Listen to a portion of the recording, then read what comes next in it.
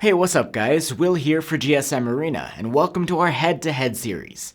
Today, we're going to put Google's Pixel 9a versus the Pixel 9. The Pixel 9a is the newer, but lower tier model, while the Pixel 9 is from the end of last year, and has a lot to offer. So let's compare our review findings head-to-head and see which of these two Pixel phones is right for you. As always, you can find links to our extensive full reviews down below.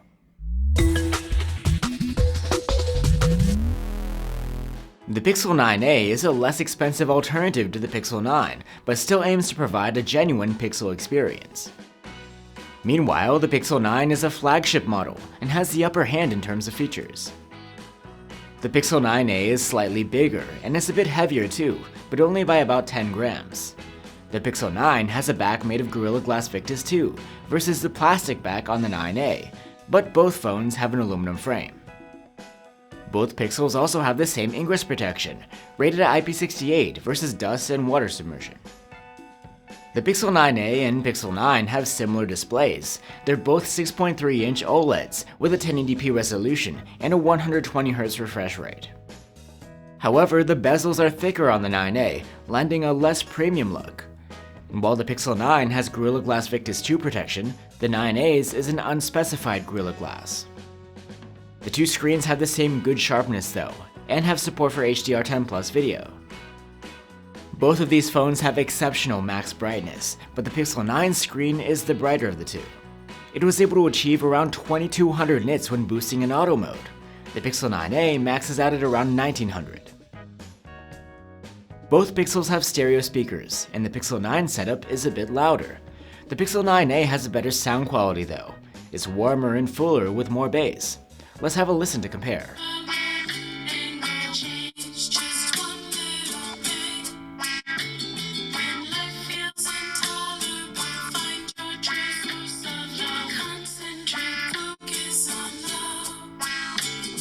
On either phone, there's an optical under-display fingerprint reader for biometric input.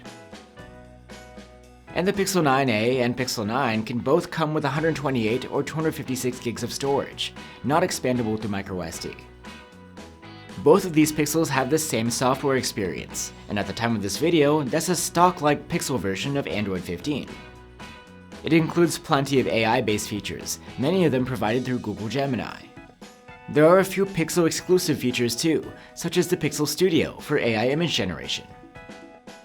And both phones get 7 years of software support from Google. Actually, you get the same chipset on either phone, a Tensor G4, made in-house by Google. But the Pixel 9a comes with 8 gigs of RAM on board. The Pixel 9 comes with 12 gigs of RAM instead.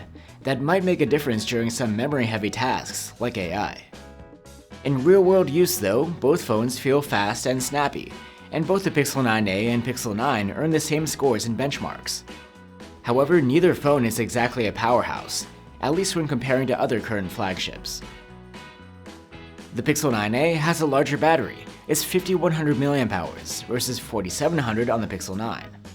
Despite that though, for some reason, both phones earned about the same active use score in our testing, as well as similar individual battery scores across the board. The battery life is good either way. There is a slight difference in the charging. The Pixel 9a supports 23 watts, compared to 27 on the Pixel 9. When charging, the Pixel 9 is slightly faster. It charged to a little higher at the half-hour mark, and a full charge was about 15 minutes faster than on the 9a. Both phones support wireless charging, but the Pixel 9's is 15 watts compared to 7.5 watts on the Pixel 9a.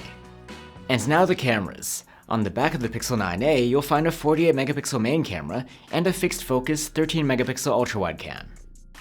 In contrast, the Pixel 9 brings laser autofocus into the mix. Its main and ultrawide cameras have higher res sensors, and its ultrawide has autofocus too. During the day, the results from the main cameras are quite similar, but the Pixel 9's main camera offers a little more sharpness and slightly punchier colors. You can spot a bigger difference in the 2x zoom mode, where the Pixel 9's bigger sensor shows a clear advantage. And in low light, the Pixel 9 is able to produce cleaner and sharper images, and its dynamic range is slightly wider. The differences aren't huge though. Moving on to the ultrawide cameras. The results are nearly identical during the day, except that closer subjects are sharper on the Pixel 9 thanks to its autofocus.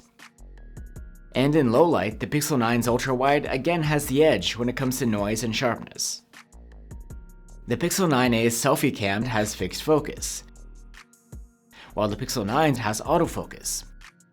Although the autofocus is nice to have, we found no meaningful differences in quality. The selfies from either phone are excellent.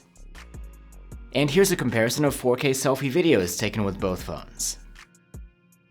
4K videos taken from the main cameras are almost identical. The Pixel 9 is very slightly sharper and more detailed though. And at night, the Pixel 9's main camera footage is sharper, somewhat cleaner, and considerably brighter. But when it comes to the ultrawide cameras, 4K videos look pretty much the same. So there you have it guys, the Pixel 9a versus the more expensive Pixel 9.